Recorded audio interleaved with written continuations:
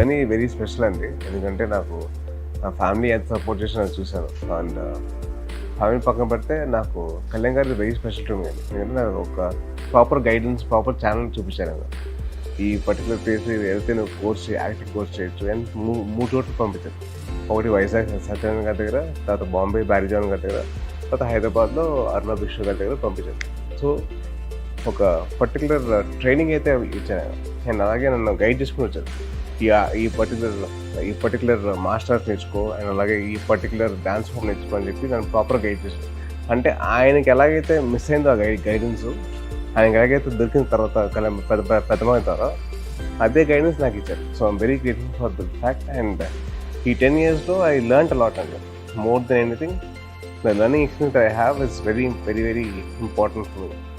చాలా నేర్చుకున్నాను how to judge a film, how to make a film అని చెప్పి. చాలా వరకు ఇన్నసెంట్గా బిహేవ్ చేసేవాడిని. ఇంత ముందర ఎలా పడతాలో చేసేవాడిని. ఇప్పుడు కాస్త బాధ్యత and thought of conviction towards doing a film and doing character.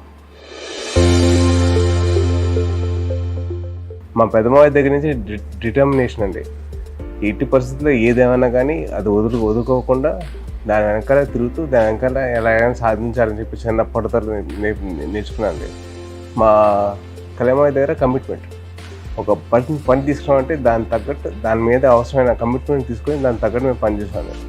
So ఆ కమిట్మెంట్ అనేది మా కళ్యాణమావయ్య నేర్పించారు. అండ్ మా మావయ్య దగ్గర అయితే నవ్వు, అంటే ఏ సిచ్యువేషన్ వచ్చినా కానీ ఎలాగైనా కానీ నవ్వుతూ ఎదిరించు, ఎలాగైనా నవ్వుతూ హ్యాపీగా చూసుకో, అది ఎలాంటి సిచ్యువేషన్ అసలు ఈజీ అయిపోతుందని చెప్పి. సో ఇన్ దట్ వే ఎలాంటి రాదు మా ముగ్గురు బాగా నన్ను గైడ్ చేశారు.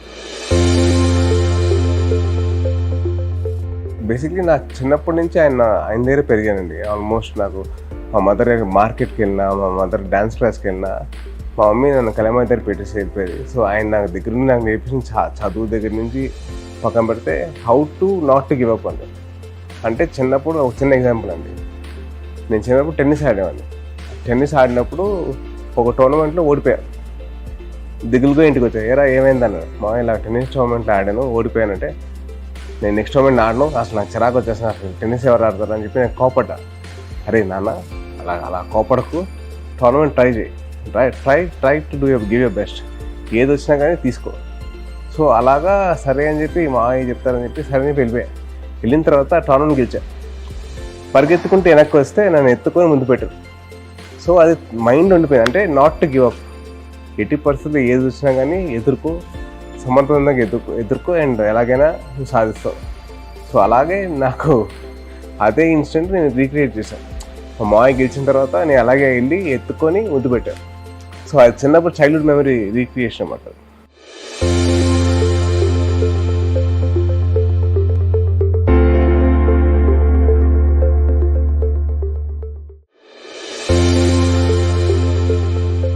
Frankly speaking, more than experience అంటే it was me living in that moment అండి. అంటే మా మావయ్యతో కలిసి ఒక 25 days నేను టైం స్పెండ్ చేయగలిగాను. ఒక థాట్ నాకు అసలు దానిలో ఆనందం అసలు మామూలు లేదు. అంటే ఒక ఫోటో తీసుకురావడం కూడా నాకు ఆలోచన లేదు. ఎందుకంటే మా మావయ్యతో పాటు అక్కడ ఉన్నాను, ఒకే ఫ్రేమ్లో ఉన్నాను. నేను ఒకటే చెప్పుకుంటా, అవును రా బాయ్ నేను కళ్యాణ్ గారితో సినిమా చేశాను, మీరు చేశారా, మీరు చేయగలిగారా, ఆ థాట్ వచ్చేసింది నాకు. సో ఒక చిన్న గర్వం, ఒక చిన్న నాది, నాకు ఒక్కరికే దొరికింది నాకు చిన్న ఆనందం. సో అది I did my best and I'm sure. అంటే ఒక గురువుకి గురుదక్షిణ ఇచ్చేంత రేంజ్కి ఎదిగానంటే మామూలు విషయం కదా. అండ్ ఆ అదృష్టం దొరికింది నాకు. I'm very grateful to God అండి, నాకు అదృష్టం కల్పించారు. అండ్ అలాగే మా గురువు గారికి ఆయనతో పాటు నేను యాక్ట్ చేశాను. ఇంకేం కావాలండి, అది బెస్ట్ గిఫ్ట్ కదండి. చాలా గర్వంగా ఉందండి. అంటే ఆయన ఏవైతే శాఖలు ఆయన ఇచ్చారో, ఆయనకి ఇష్టమైన శాఖలు అంటే పంచాయతీ రాజ్ కానివ్వండి, అలాగే పర్యావరణం కానివ్వండి, అలాగే సైన్స్ అండ్ డెవలప్మెంట్ కానివ్వండి, ఎన్విరాన్మెంట్ కానివ్వండి, ఆయనకి ఇష్టం అనమాట. సో డెఫినెట్లీ అవి ఎంతవరకు ఆయన ప్రేమిస్తారంటే ఆయన చదివే పుస్తకాల్లో కానివ్వండి, ఆయన చేసే పనుల్లో కానివ్వండి, ఇవన్నీ ఇన్కల్కేట్ ఉంటాయి. అండ్ ఆల్సో పర్టికులర్ ఆయన ఇంట్రో సాంగ్స్ తీసుకుంటే ఎక్కడో చోట they always have something to do with environment కానివ్వండి, అండ్ అలాగే సైన్స్ అండ్ డెవలప్మెంట్ గురించి కానివ్వండి, అండ్ ఆల్సో లైక్ పంచాయతీ గురించి కానివ్వండి, ఆయన ఎక్కడో ఇన్కల్కేట్ చేసుకుంటూ వెళ్ళిపోయారు. ఇది అవసరం లేదా అని చెప్పి చెప్పుకుంటూ వెళ్ళిపోయారు. అండ్ అలాగే ఆయన సినిమాల్లో చాలా వరకు విలేజ్ బ్యాక్ డ్రాప్లో ఉండే సినిమాలు కొన్ని ఉన్నాయి. సో దాంట్లో ఆయన డైలాగ్స్ ఈ గాలి ఈ నేల కానీ ఇది అందరిది సమానం అని చెప్పి ఆయన చెప్తుంటారు. నేల, నీరు, నిప్పు, గాలి, ఆకాశం ఇవన్నీ అందరివి. నీ అప్పసొత్తు కాదు, నీ సార్ అప్పసొత్తు కాదు. అర్థమైందా? ఆయన ఐడియాలజీ ప్రకారంగా ఇచ్చారేమో అని చెప్పి అనిపించింది. And I feel that he doing a very very good job అండి. సార్ ఒకటి I want to request to all the audience and all the people that for watching this video, దయచేసి మీరందరూ హెల్మెట్ ధరించండి. Bike ride చేసినప్పుడు please వేరే helmet. That is because నేను suffer అయ్యాను, నా ఎంత సఫర్ అయ్యాను నాకు తెలుసు కాబట్టి నేను చెప్తున్నాను మీకు. దయచేసి అందరూ హెల్మెట్లు వేసుకోండి. కార్ తోలే వాళ్ళు సీట్ బెల్ట్ మాత్రం పక్కాగా వేసుకోండి ప్లీజ్. మీ ఫ్యామిలీ అందరూ మీకోసం వెయిట్ చేస్తాం, ఎదురు చూస్తూ ఉంటాం. అండ్ సెకండ్ వచ్చేసరికి అబ్యూస్ అండి, చైల్డ్ అబ్యూస్. అంటే మా ఫ్యామిలీ మీద చాలామంది అబ్యూస్ చేశారు. కానీ ఆ టైంకి మా కళ్యాణ ఆశయం గొప్పది, ఆయన ఆలోచన గొప్పది కాబట్టి ఆయన ఏమొచ్చినా కానీ ఆయన ఎదుర్కొంటున్నారు. అట్ ద సేమ్ టైం ఒక ఫ్యామిలీలో మెంబర్ లాగా నా బాధ్యత కాబట్టి నేను వాళ్ళు చెప్పి నేను చూసుకుంటా, నేను ఉంటా, నేను ఎదుర్కొంటా, ఎవరు వస్తారండి అని చెప్పి నా ఫీలింగ్ అన్నమాట. సో ఎవరన్నా వస్తారేమో అని చెప్పి చిన్న పక్కన పెడితే నేను ఉన్నాను అని చెప్పి ఒక ధైర్యం ఇచ్చారు. So at the same time చిన్నపిల్లల మీద జోకులు వేయడం ఏంటండి, చిన్నపిల్లల మీద అబ్యూస్ చేయడం ఏంటి, ఎంత దారుణంగా ఉంటుంది అంటే ఒక పేరెంట్కి అర్థమవుతుంది ఆ బాధ. మా ఫ్యామిలీలో అయింది కాబట్టి నాకు ఆ బాధ అర్థమైంది. ఒక చిన్న పాప మీద కమెంట్ చేసి ఇవ్వడం, నేను ఎందుకు రియాక్ట్ అయ్యానంటే ఆ బాధ నాకు తెలుసు. 24 hours వెయిట్ చేశాను for any women's activist or for any child protection society to react or any channel, media channel to pick up this particular issue and fight. ఎవరు ఒక్కరు కూడా రాలేదండి. అంటే ఏముంది జోకే కదా అని చెప్పి అందరూ అనుకుంటారు, బట్ అన్నిటినీ ఈజీగా చేస్తారు and making it very normalise చేస్తారు జోక్ వేసి. Child abuse is something which is not even a funny thing or a joke. It's a very serious offence and I really want the internet users or the mobile users to actually have the thought of actually being responsible about their words or their actions. అంటే వాళ్ళు ఏది పడితే అది మాట్లాడడం అనేది correct కాదు. చాలా బాధ్యతగా వాళ్ళు వాడాలి నెట్. ట్విట్టర్ కానివ్వండి, ఇన్స్టాగ్రామ్ కానివ్వండి, కమెంట్స్ పెట్టినప్పుడు వాళ్ళు చూసుకోవాలి, ఆలోచించాలి.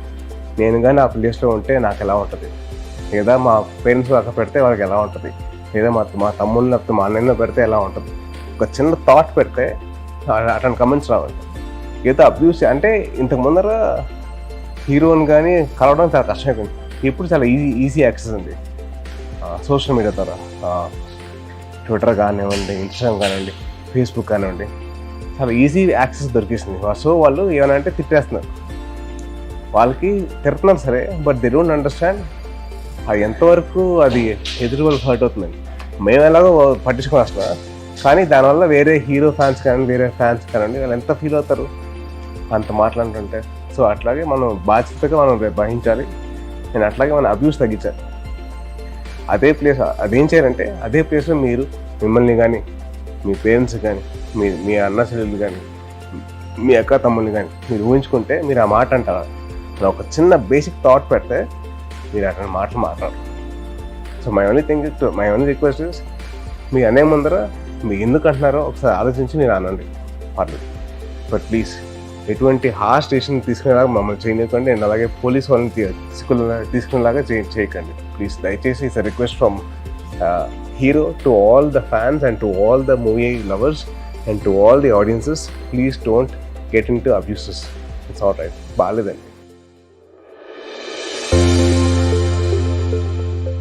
సార్ నాకేంటంటే మళ్ళీ స్టార్ట్ చేసిన జర్నీ, మళ్ళీ కొత్త టీం వచ్చింది, కొత్త సినిమా చేస్తున్నాం. సో డెఫినెట్లీ ఆడియన్స్ అందరినీ చాలా మిస్ప్రైజ్ చేయని చెప్పి ఆలోచిస్తున్నాం. సో డెఫినెట్లీ ఒకటి ఏంటంటే వాళ్ళందరూ చాలా గర్వంగా ఫీల్ అయ్యే సినిమా చేస్తాం. తెలుగు సినిమా ప్రేక్షకులందరూ చాలా గర్వంగా ఫీల్ అవుతారు. అది నా ప్రామిస్ అండి, ఫర్ షూర్.